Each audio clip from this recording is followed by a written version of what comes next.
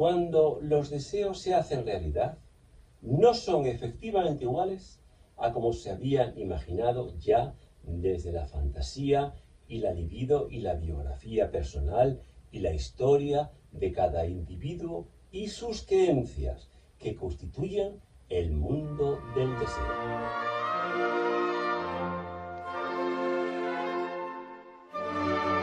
Las creencias que amueblan la mentalidad de un sujeto o de una sociedad, al 70% tal vez este cálculo se quede corto, y no son solo religiosas o cosmovisionales, sino estéticas, políticas, prácticas y económicas. Se cree en la democracia o en los regímenes autoritarios o en el progreso o en la tradición o en el éxito como fuente de felicidad o en el amor. Y es curioso que los que creen en el éxito no suelen creer demasiado en el amor. O se cree en la estética purista o surrealista, o en el clasicismo, o en el rock, o en el reggaetón, o en el deporte, o en la meditación, o en el yoga, o en los placeres de la buena mesa, o los placeres de la sobriedad y de la lucidez mental que ésta genera.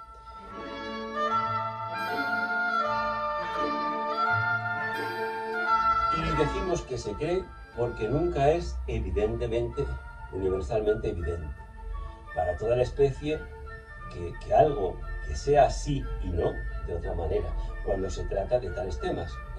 Ahora bien, estas creencias y las aptitudes adoptadas en consecuencia son los determinantes de los deseos más asumidos y buscados.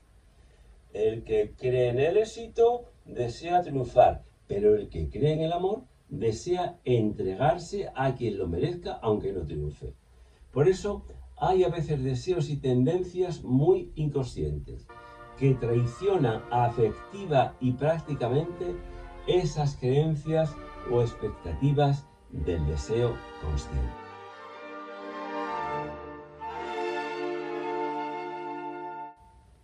Y conste que han de llamarse creencias no porque sean inciertas o fantásticas, sus objetos posibles o previstos, sino porque nunca son teóricamente demostrables, aunque desde la experiencia personal y biográfica resulten perfectamente ciertas para un sujeto. Pero no puede imponerlas a otros sujetos en nombre de una evidencia universal, que se da en escasísimos casos y para muy pocos temas.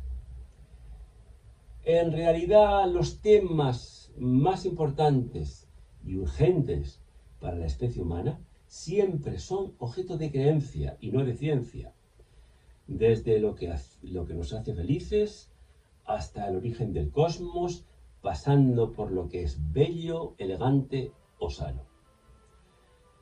Las expectativas y las atribuciones nunca son, en su origen, salvajemente espontáneas, sino que vienen mediatizadas por los aprendizajes sociales. Se espera que tal tipo de persona, conducta, situación o cosa se comporte de tal modo, nos gratifique o presente tales valores y no los contrarios. También puede haber escasamente expectativas salvajes, es decir, no troqueladas o moduladas por los aprendizajes sociales, pero estas ya no pueden llamarse tales, sino fantasías inconscientes o deseos incolmables. El deseo incolmable, descrito por Jacques Lacan, se domestica por los aprendizajes sociales, en forma de expectativas aplazadoras de su satisfacción y articuladoras de su proceso de consecución del objeto del deseo. La diferencia entre un delincuente o un psicópata y una personalidad socialmente adaptada reside en que aquellas no son capaces de aplazar la consecución del objeto de su deseo y de articular aplazadoramente el proceso de su satisfacción. Al final, ninguno lo consigue plenamente, pero los primeros han destruido otros bienes propios y ajenos para su consecución ilusoria. Y personas adaptadas han construido otros bienes en una especie de heterodoxia con los fines, según Giovanni Battista Vico, precursor del pensamiento sistemático y complejo, aunque quede siempre un coeficiente de frustración respecto del objeto absoluto del deseo primario e inconsciente.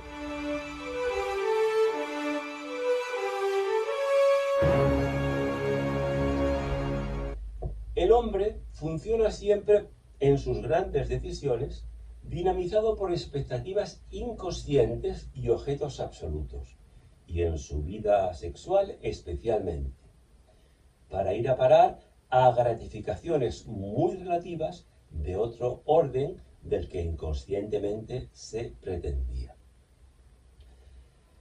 Y así el mundo de cada sujeto, pues cada sujeto tiene en definitiva un mundo propio que nunca es del otro, pues el mundo de cada sujeto resulta en parte de una materialidad de cosas y fenómenos que ocurren en su mundo, pero en gran parte y principalmente de la constelación de significados, valores y expectativas o atribuciones que cada sujeto y cada grupo invisten en su mundo.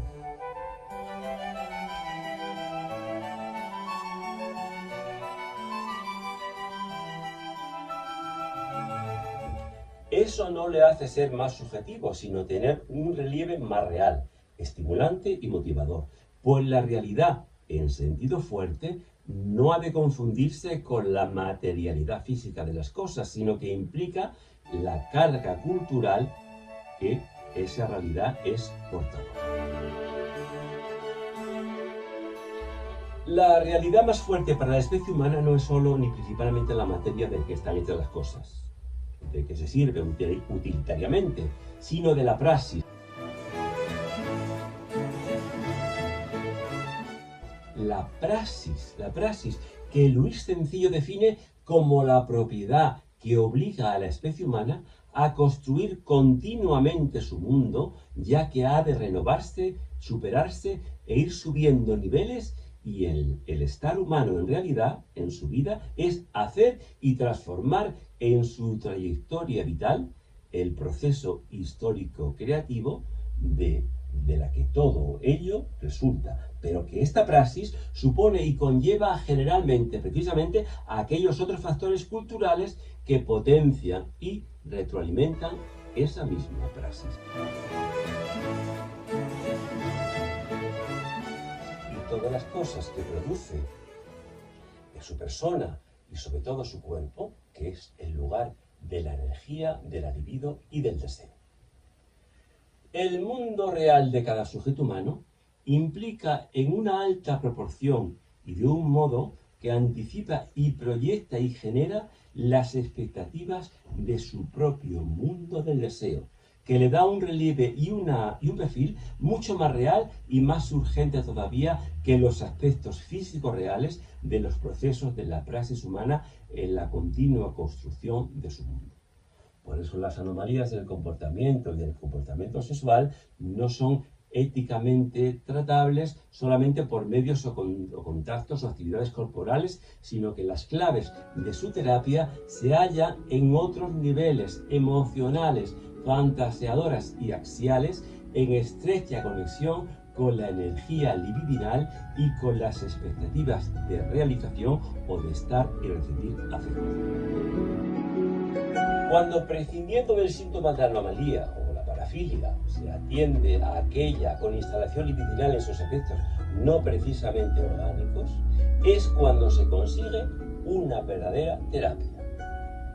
Una terapia meramente mecánica es como si al reparar un motor o al rectificar un mecanismo que funciona mal y se bloquea a sí mismo, todo el cuidado se pusiese limar artesanalmente alguna pieza que no encaja por ser de otro modelo, en lugar de estudiar estructuralmente todo el proceso de integración de estas piezas unas con otras y evitar los factores de dilatación o de roce, o que se buscase la pieza en un almacén del modelo apropiado que se tenga que poner. Cuando algo en el sujeto humano no funciona o no funciona bien, no es cuestión de bricolaje local, sino de una rectificación estructural del sistema total de interacción de unos factores con otros, de los niveles, ya que el ser humano, el hombre, es el mecanismo más complejo y menos homogéneo en sus piezas que existe.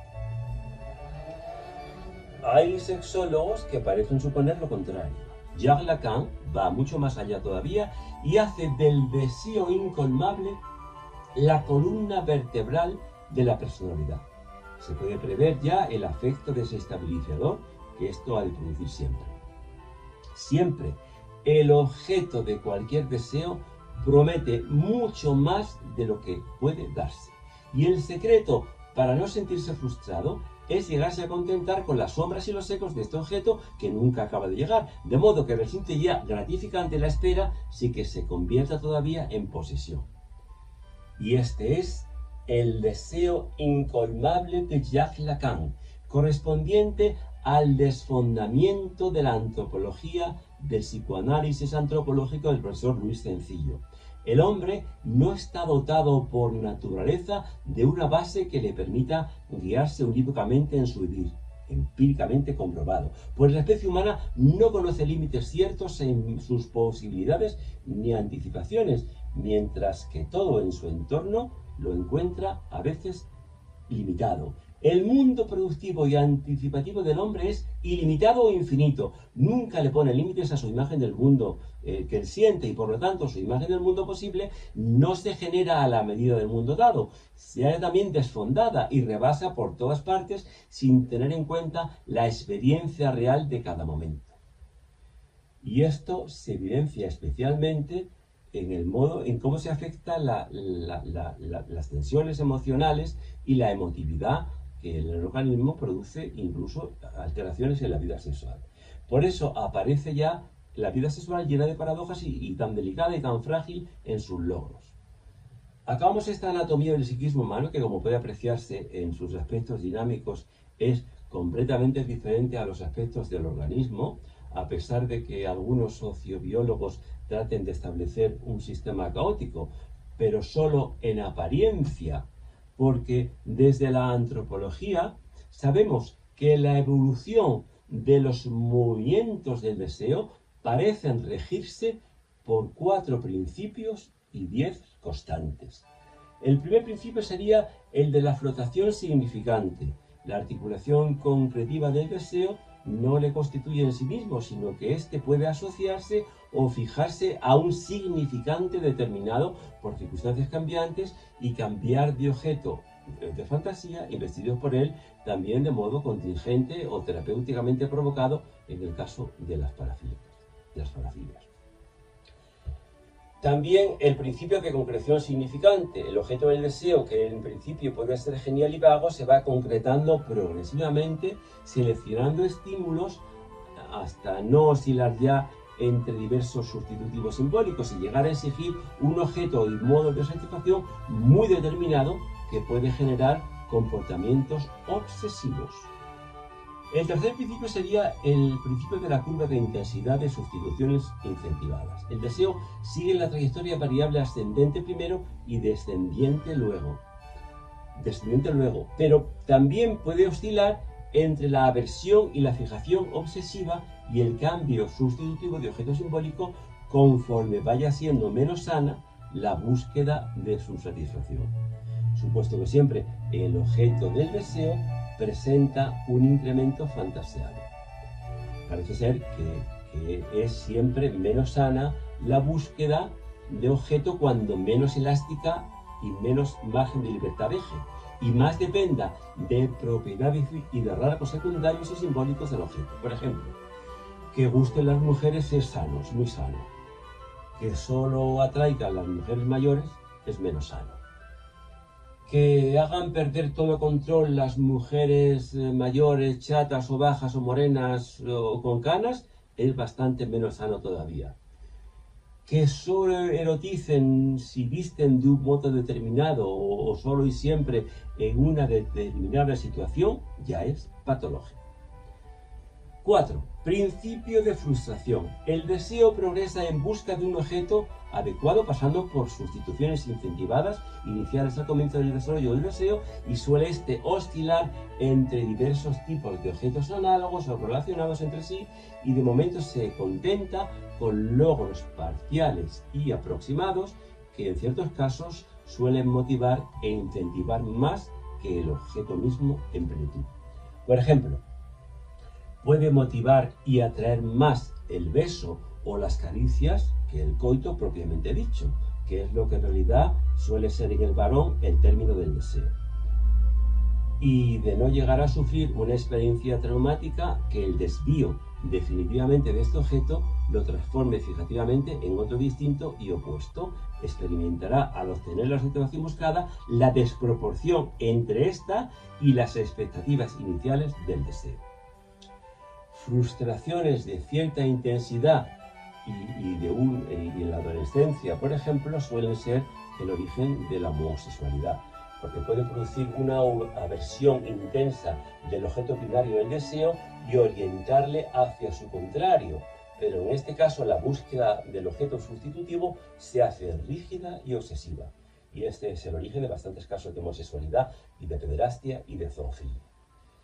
Lo peor de estos cambios traumáticos de objeto no es el nuevo objeto que sea homosexual o pederástico, sino que sea fijativo y su búsqueda sea cuasi obsesiva y rígida. Y peor aún, cuando el cambio es para un objeto necrófilo o sádico. No es posible que la realidad supere las expectativas del deseo. Al menos en la línea de estas y otras líneas puede haber compensaciones e incrementos en la realidad que superen lo buscado y esperado, pero no siempre la madurez psíquica obtenida por la experiencia de la edad implica siempre un coeficiente de frustración de las expectativas juveniles. La cuestión definitiva consiste en encajar la frustración y sublimarla o volverse resentidamente contra la vida. Con todo, hay una plenitud en la satisfacción real que no se halla en las fantasías iniciales del deseo. La fantasía tiene algo de desbordante y de desmesurada y finge más intensidad. La realidad aumenta la densidad y la solidez de lo experimentado en cuanto tiene de positivo y prescindiendo de los fallos imprevistos que casi siempre se entremezclan. Y sobre todo, abre nuevas posibilidades o horizontes que no preveía la fantasía y además deja el paso enriquecedor a la experiencia, pero limita la desmesura de la fantasía. Pero hay personalidades que de tal modo se dejan copar por la fantasía que luego la realidad no acaba nunca de satisfacerles y les produce un sentimiento de frustración inevitable. Tales sujetos puede decirse que no saben vivir, pues saber vivir consiste ante todo en llegar a apreciar el jugo profundamente sabroso que toda realidad destila, inclusive el trabajo o la lucha. Lo real es siempre mucho más complejo en dimensiones que lo fantaseado. Y por este lado enriquece más y resulta más denso, pero es más problemático. En cambio, lo imaginado y deseado fantasiadamente, y siempre se desea fantasiadamente, es mucho menos denso, pero nada problemático, pues se eliminan en ello todos los factores que no encajan en la imaginación gratificadora. Depende de cómo el sujeto se fije en uno u otro aspecto para que la expectativa real, una vez producida, le frustre o le enriquezca y se consolide.